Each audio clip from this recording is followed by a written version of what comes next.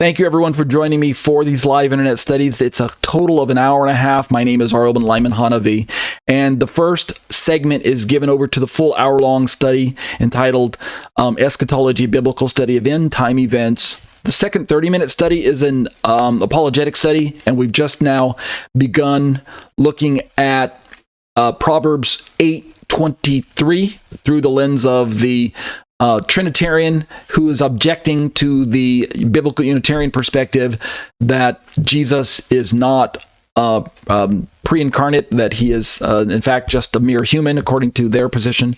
So as we look at this first topic, we're now talking about Yeshua's words as has been recorded for us in three significant places in the Gospels: Matthew 24, Mark 13, and Luke 21, or if you back up to chapter 17 to include that and then jump over to 21, that's the best thing to do. This section of scripture is known as the Olivet Discourse. And so let's just jump right in. You can see on my screen right now, I've got the topical schedule pulled up where we're on topic 8, Yeshua's Olivet Discourse, part 1. And we basically finished that. And I should have marked this as yellow. I forgot I didn't put the right slide here. But we're now technically in topic 9, Yeshua's Olivet Discourse, part 2. So just pretend like the yellow highlight there is actually on part 9. I'll fix that in post-production, but those of you who are watching me in real time right now on Skype, you can see it's the wrong slide. All right, so basically, I'm not going to read all of Matthew 24 again, since we've already made it from verse 1 all the way to verse 28, but using the NASB version of the Bible that I've got pulled up on BibleHub.com's tool, I just want to scroll down through the headlines and show you the headlines. This version of the Bible says that the first few paragraphs, first few verses, are the signs of Christ's return. And as we keep scrolling down, when we get to verse 15, you can see that it's marked out as perilous times. And that's, of course, when we start this familiar language of the midpoint of what is identified as the last 7-year important time frame of history that has been variously called the Great Tribulation or the Daniel 70th week. I go with the Daniel 70th week label. I don't place this as the entire 7-year tribulation or anything like that, but I do believe that the tribulation will be in this time frame. So we got perilous times, and then as we keep scrolling down, we've got the glorious return. And that's where we're going to start tonight with verse 29, where we talk about the signs that will, what we might call, or convergence, the signs that will accompany this last 3.5 years, and some of the events that are that will earmark this last 3.5 years of the 7-year time period that we know as Daniel 70th week, aka the Great Tribulation, the 7-year tribulation, if you want to call it that, if you're a pre-tribber. But if I keep scrolling down, you'll see there's a parable of the fig tree, and then there is the title or the label that says "Be ready for His coming." And then that's it. That's the end of the chapter there. If we really had time to do a deep dive on this topic, which I don't, we would actually keep going into chapter 25, where the theme continues. But the primary focus of the Olivet Discourse has always been just the first chapter, chapter 24. So let's back up a bit and park the page right there. And just real quick, flip through some slides to get you kind of acclimated to what we're going to be looking at. So if you look at the chart on my screen right now, we've looked at this in the past. Matthew 24 has these parallels with Revelation chapter 6, and they're one-to-one parallels, and this should be the case because it's the same author, right? Our Lord and Master Yeshua gave the words to John, which he gave to the disciples earlier, although the Revelation version has way more detail, at least more kind of what we might call chronology. But when we look at the table, just look at the parallels that are running right down the middle, and that's the focus of how you can kind of understand and see how these two work together. There's another parallel that shows up in the books of Thessalonians that Paul wrote. Yeshua didn't directly give those words to Paul the way that he spoke face-to-face with the disciples, or he spoke prophetically to John. But when the time comes, and we'll do this in time, not tonight, but it will be right around the corner. It'll be one of our next topics. We'll turn to the book of Thessalonians and look at the parallels between Matthew 24, Revelation 6, and the letters that Paul left us to the Thessalonian churches. So that's one chart. Looking at another chart by way of time frame, reading from left to right, you can see that this is the 7 years that we're talking about. It's broken up into two sections on the left and on the right, the mirroring. 3.5 years and 3.5 years, or 42 months, or 1,260 days times 2, 42 months times 2, etc., etc. And we know this to be the case because of what Daniel already left for us, that there was a 7-year slice that should correspond with all the other 7-year time periods that came before it. And this is the final. That's why we call it Daniel's 70th week. Remember, there were 69 weeks that have preceded this.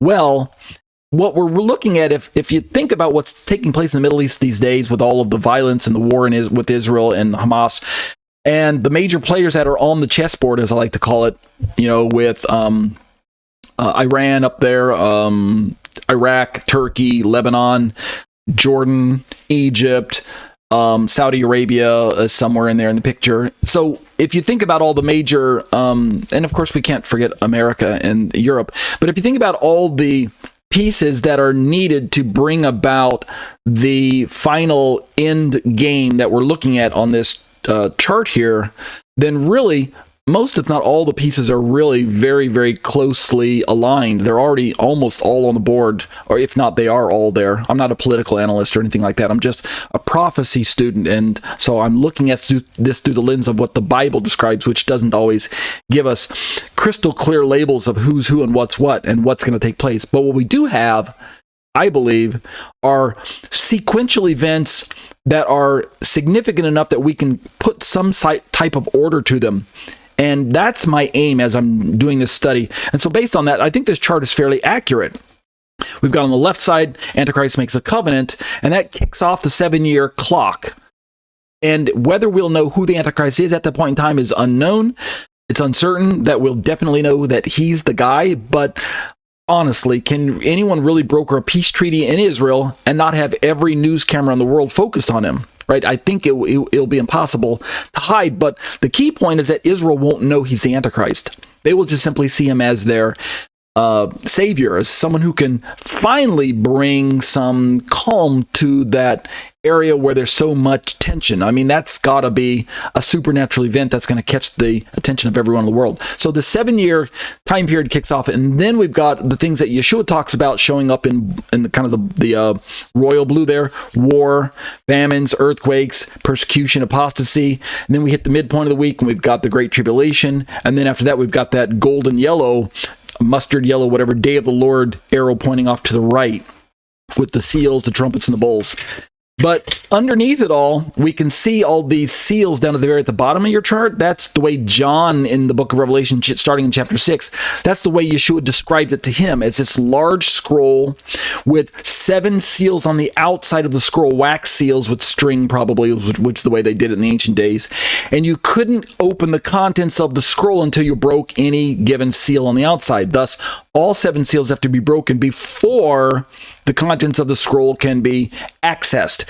And so going from left to right down to the bottom, we've got seal number 1, Antichrist; seal number 2, World War; seal number 3, famine; seal number 4, mass death. And those, of course, correspond to the 4 horses of the apocalypse. Going in order, we've got the white horse for number 1, the red horse for number 2, the black horse for number 3, and the pale, or sometimes kind of lime green, horse for number 4. And then we hit the midpoint of the week with the abomination of desolation up at the top of our chart, corresponding with the mass death that is a result of the Antichrist simply pouring out his wrath, defiling whatever temple is built at that point in time, putting a cease to the sacrifices that will have been going on, and then turning on Israel, and they in sheer horror realize that they've made a covenant not with the man of peace, but with the man of death. So he turns on them, occupies Jerusalem, half the city is destroyed.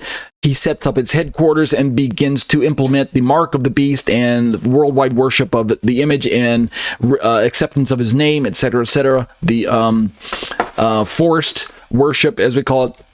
But during that time, the 5th seal also, and sequentially, if you look at the bottom of the chart again, martyrdom, the martyred dead are seen in heaven from John's perspective, crying out, "O Lord, how long until you avenge our deaths and the fellow righteous ones who are going through this great tribulation, which has already been kicked off, starting in Israel as the epicenter, but then quickly reverberating to all places around the world where people oppose Antichrist. This would, of course, be righteous Jews who oppose Antichrist, faithful Christians who oppose Antichrist, and anyone else in the world who thinks that Antichrist is not the kind of guy they want to get on board with. But what we do see is that there's this curious arrow near the top of the screen that's slightly off-center but looking towards the right, where the yellow part of that arrow starts, and it says, "The coming of the Son of Man, date unknown." That, according to this chart, is the pre-wrath rapture of the church. And that's the view that I hold to. And we'll talk about that in time as well. It's on my schedule. But going from that point, we have the day of the Lord that's poured out as a result of Yeshua coming and rescuing the righteous and gathering them unto himself, which cuts short the great tribulation by Antichrist and the wrath of Satan that's been poured out. But that begins now with, if you jump to the bottom of the chart, we've got the sixth seal, which are these signs in the sky, the cosmic disturbances, the convergence of the all these signs that are going to indicate that we've got two great events that are taking place back to back. One is the rapture, or the coming of the Lord at that point in time, and then we've got the day of the Lord, which is being poured out, which is really the wrath of God, not the wrath of Satan. The wrath of Satan is cut short by the rapture and the pouring out, or the initiating of the day of the Lord, which is the seventh seal, which contains within it the trumpets and the bowls. And then farthest right on the chart, in this particular chart, is Jesus' reign in Jerusalem beginning. So that's basically what we're looking at. Here's another view, another chart to kind of get you oriented. Same chart, just pre-wrath rapture label. Antichrist signs a covenant at the far left of your screen. Kicking off the 7-year tribulation, or kicking off the 70th week of Daniel. And then we've got the beginning of sorrows occupying the first 3.5 years that Yeshua talked about in the first half of Matthew 24. Then we've got the midpoint right there with the abomination of desolation. Then we've got the great tribulation commencing after the midpoint of the week and occupying an unknown amount of time, but at least probably a good few years. Not 3.5 years, but maybe, a year and a half or 2 or whatnot. And then we've got the Great Tribulation cut short by the pre-wrath rapture. There's two arrows kind of kissing each other there at the top of your screen, near the top, kind of 3/4 of the way in. The day of the Lord is initiated. God's wrath is poured out. And the second coming of the Lord is initiated with the rapture there. And then at the end of God's wrath, we would call that the return of Christ. So I'm pushing for a view that will eventually flesh out some more, that the rapture and the physical second return of Christ, where his feet touch planet Earth and he rides on a white horse and defeats Antichrist and the false prophet at the Battle of Armageddon, all of that takes place at the end of the 7 years, not 3/4 of the way in, where you've seen the arrows at the pre-wrath rapture. So I separate those two events. The rapture and the second coming are two separate events. That's my understanding. The Great Tribulation that we are going to be talking about tonight is recorded for us in at least 3 of the synoptics, these three that you can see on your screen: Matthew 24:15, Mark 13:14, and Luke 21:20. And the reason I put all these passages right next to each other is so that you can see that in Matthew, the language is when you see the abomination of desolation. Mark has the same language, when you see the abomination of desolation. But Luke says, but when you see Jerusalem surrounded by armies. He doesn't talk about the abomination of desolation. But since the language that trails out after that is identical, this lets us know that we are dealing with the same time frame. And then we can begin to look for these signs that would indicate what is going to transpire. Remember, as I turn now to looking at these verses in question, let me back up just real quick to Matthew 24:3 and look at this. Yeshua speaking with his disciples. It's recorded, and as he was sitting on the Mount of Olives, the disciples came to him privately, saying, "Now look at this. Tell us, when will these things happen?" Right? When, in context, he's talking about the destruction of the temple and the stones being overturned, etc., etc. When will these things happen? And watch this. They say to him, "What will be 1, the sign of your coming, and 2, of the end of the age?" At cursory glance, it seems like they're asking for one sign that covers two events. One sign that indicates the coming of Yeshua and of the end of the age. But in reality, if we look more carefully and compare this against the other readings in Mark and in Luke, they're actually asking for two signs. There's one, which is the sign of his coming, and the second is the sign of the end of the age. And chronologically, that is the order that they should happen. It's in the sense of the rapture being his coming and the end of the age happening after that. But then what Yeshua does is he's giving him all these details. And when we finally get all the way down to verse 30, Yeshua says, and then the sign of the Son of Man will appear. So he gives them the details when starting in verse 30, he reverses the chronology, at least in the signs. He doesn't say this will be the sign of the end of the age and this will be the sign of my coming. But he does give them in verse 30, the sign of the Son of Man will appear in the sky and then blah, blah, blah. So, but prior to that, he says, look at the immediately after the tribulation of those days, the sun will be dark and the moon will not give its light, etc., etc. So I believe that is part of the sign of the end of the age, and then the sign of the Son of Man coming follows right after that. So the point I'm trying to make is that the disciples asked the question in the chronological order that they would happen, and that the signs should indicate, in other words, because of the chronology of the events that they're asking about. But apparently, if we take verse 29 and 30 at face value and 31, then the signs are out of order in that regard. The sign of the end of the age shows up in verse 29. The sign of his coming shows up in verse 30. All right, we'll flesh this out in a little bit in case you're thinking, well, Ariel, I'm lost. All right, don't worry.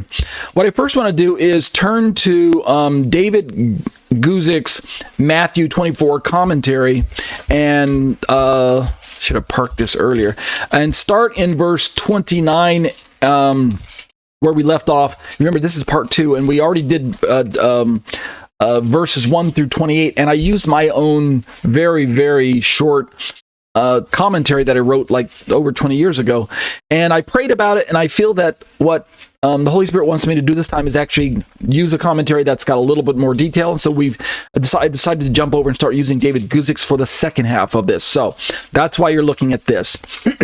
This particular commentary, by the way, is linked in the description below in the video if you're watching this YouTube version. It's going to show up in the description there. You can just click on it. It'll take you straight to David Guzik's enduringword.com website, where you can find a commentary on every verse in the Bible, which is really fantastic. Free resources. And David Guzik is a Christian pastor. He takes a pre-tribulation perspective, which I do not. However, he's got enough foundational information that I can borrow these notes and I can run with it and be on board with it for most of the major pieces. I just take the pre-wrath view, he takes a pre-tribulational view, and so that's the only big difference between our perspectives. So when necessary, I'll tell you where, well, that's what he says, but that's not exactly what I believe. But let me read part of this, and then what I want to do tonight is I want to get back into this book, The Sign by Robert Van Kamen. You can see on your screen right now. And this is a book that I've got sitting on my shelf. But there are 2 chapters in this book that I want to pull some notes from. One of them is the chapter on the sign of the end of the age, and the other is on the sign of Christ's coming. And I want to take a bite out of that. We won't finish that tonight. Eventually, we'll turn to also these notes on the Feast of Trumpets and its Christian significance. We kind of hit some of this a few weeks back during the break when we were in the fall festivals, and it had this discussion about how that the fall feasts have this theme that's associated with them that mirrors the second coming of Messiah. First coming would have been paralleled with the themes of the of the spring feasts, and the fall feasts, in like fashion, seem to signify the themes surrounding the second coming of Christ. In particular, there's a saying that we're going to encounter here in a moment where Yeshua talks about no one knows the day or the hour. There are many Messianics who hold to this idea that this could be kind of a cryptic saying that's indicating that there's actually a time frame on God's calendar that we can know that matches the day and the hour language. And so we'll look at that if we can get to it tonight, that would be great. But if not, then just I'm giving you the advance notice. So let's quickly, I've got a lot of reading to do, and that's what I'll do mostly tonight, is reading. So we've got 40 minutes left in this part of the study. So sit back and I'll just read and comment when the time comes. So this is point number 4 on David Guzik's what do we call it? His list here, his index of topics. Coming after, so dealing with verse 29 through 31 of Matthew 24, coming after the Great Tribulation, the return of Jesus Christ. Again, keep in mind that I'm holding to the understanding that when we talk about the return of Messiah, in a zoomed out fashion, yes, there's only one second coming. Christ returns once. But when we zoom in and we talk about the parousia in the Greek, some people say parousia, the second coming of Christ is broken up into several events. We've got the rapture being that first of those events. We've got him standing on the Mount of Olives, splitting it in two. We've got him kind of walking around Edom. We've got him marching the armies back into Jerusalem. We've got him riding on a white horse with heaven's armies. We've got the establishment, the setting up of the millennial kingdom. So all of these are part of the return of Christ.